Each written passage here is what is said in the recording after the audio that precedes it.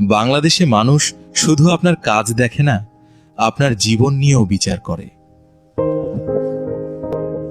কি পড়লেন, কোথায় চাকরি করেন, সবকিছু নিয়েই মানুষের মন্তব্য। প্রতিদিন আপনি নিজেকে ব্যাখ্যা করেন, একজন, দুইজন, তারপর পুরো পৃথিবীকে। কিন্তু একটা সময় পরে বুঝতে হয়, সবাইকে সন্তুষ্ট করা সম্ভব না। সব প্রশ্নের উত্তর দেওয়াও আপনার দায়িত্ব না।